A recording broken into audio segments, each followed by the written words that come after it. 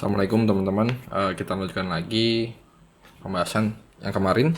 Kemarin kita sudah melakukan enumerasi menggunakan AMAS ya. Sebenarnya saya juga sering pakai secondary atau backup tools untuk mencari subdomain pakai Subfinder. Dia punyanya Project Discovery. Ya, ini Project Discovery. Dan nanti kita yang akan kita bahas adalah HTTPX.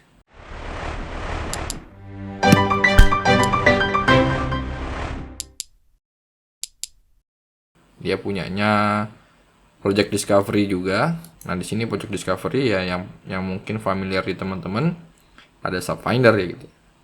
Nanti kita akan coba HTTPX nih, karena HTTPX ini lumayan powerful untuk membantu kita gitu. Bisa lebih baik lagi kalau Subfinder dan AMAS digabung. Habis itu kita sorting, kita ambil yang uniknya aja, hapus duplikasi, dan kita kerja di list itu gitu. Nah, dari yang kemarin banyak sekali gitu ya, dari yang kemarin banyak sekali hasil dari subdomainnya, kita perlu filter tuh. Jadi kita nggak terlalu bahkan banyak waktu untuk menargetkan banyak sekali subdomain. Nah, biasanya saya menggunakan HTTPX, ini Fast and Multiple Purpose HTTP Toolkit that allow running multiple probes using the retriable HTTP library. Nah, ini jadi kita akan coba lihat si subdomain itu ya, kita akses subdomain itu satu persatu menggunakan si HTTPX ini. Caranya cukup simpel sebenarnya. Nanti kita akan straight to the point aja. Yang pertama teman-teman perlu install sih pakai Golang. Ini tinggal di copy dan tinggal di paste ya. Setelah itu nanti teman-teman perlu menambahkan path ya. Path ini supaya nanti tinggal HTTPX langsung running. Nah, ini tambahin home kali gobin-nya. Kalau misalnya teman-teman nggak tahu, itu kalian bisa ikutin ini aja sih gini ya. Export. Nah, ini export gopath, go environment gopath-nya diekspor di gopath ini. Habis itu nanti export path ke gopath-nya, dimasukin yang bin-nya. Jadi nanti yang pas kita echo path-nya, ini ya, nanti sudah terekspor home kali gobin-nya. Ini kalian bisa ekspor manual langsung pakai export path ini atau pakai cara yang sama dengan ini. Jadi kita akan pakai go environment ini buat ngasih tahu di mana sih Golang kita gitu ya. Nggak masalah. Tapi sebelum melakukan instalasi di sini, teman-teman juga harus install Golang yang belum ya. Nanti bisa dicari tahu sendiri bagaimana caranya install Golang. Cukup mudah sebenarnya. Jadi kalau teman-teman udah environment Golangnya sudah dimasukkan ke path, jadi nanti tinggal dieksekusi aja httpx -h ini ya. Ketika kita mau menggunakan httpx, kita coba pakai beberapa Swift ya, beberapa atribut yang membantu ya. Saya biasanya menggunakan seperti ini. Jadi nanti kita akan cat dulu hasil HTTP atau hasil AMAS kemarin. Habis itu bisa kita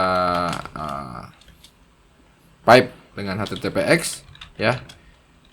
Titelnya ini untuk menampilkan titel dari websitenya. Nanti dia akan akses, dia probing, dia akan ambil tag titelnya.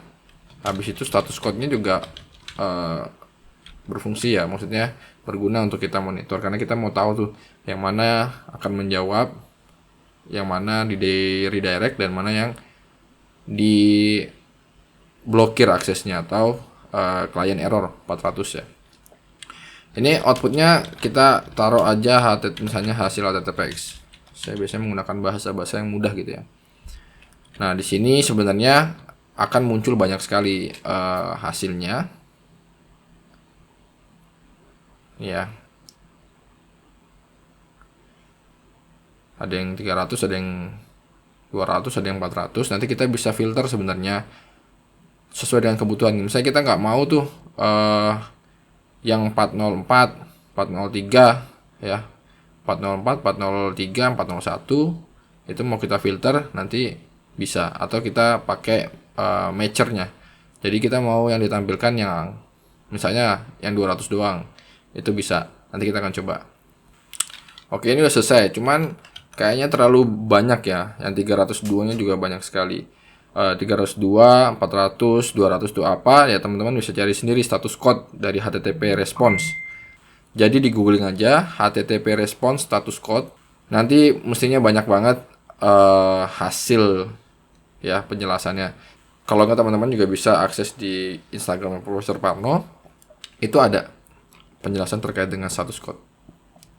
Sekarang kita coba ini ya, misalnya kita mau matching dia dengan status code tertentu, atau kita mau yang 200 aja gitu ya.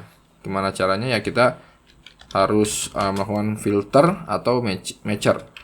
Nah di sini biasanya pakai F sih, F atau M, cuman kita lihat di sini ya detailnya seperti apa. Kalau di FFUF dia pakai MC, FC. Nah ini ya ternyata sama FC untuk yang filter, atau pakai MC untuk yang match code ya, matchernya.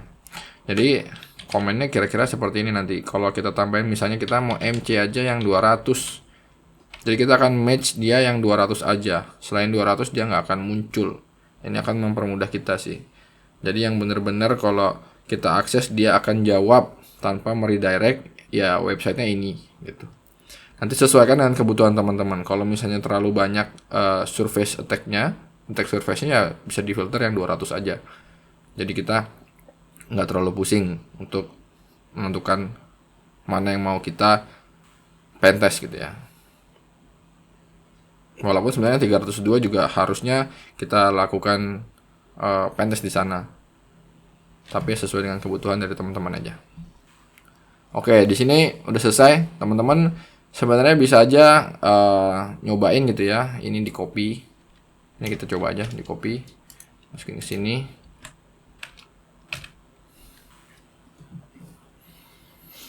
Oke, ini udah muncul ya, sudah muncul. Inilah hasilnya. Kalau teman-teman lihat detailnya AWX, kita lihat apakah sesuai. Detailnya nggak kebaca. Cuman benar ya, status code-nya 200 karena dia tidak mau redirect kemana-mana. Sebenarnya dia mau redirect sih ke login, tapi cuman sepertinya dia langsung menjawab ya, tidak meredirect karena jawabannya 200. Misalnya kita coba lagi yang lain, yang Argo CD gitu ya. Coba kita mau lihat bahwa apakah benar dia membaca titelnya gitu. Benar ya, sini Argo CD kebuka status code-nya, status code titelnya dengan tepat gitu. Oke, mungkin itu aja kita bahas terkait dengan HTTPX. Nanti jadi ketika kita punya subdomain yang banyak ya kita nggak bingung mana sih yang sebenarnya beneran ada, beneran nyala atau enggak gitu ya. Jadi kita nggak perlu capek-capek manual mengaksesnya satu persatu. Oke, terima kasih yang udah nonton. Jangan lupa untuk like, subscribe, komen, terserah kalian. Dan sampai jumpa di video selanjutnya. Bye-bye.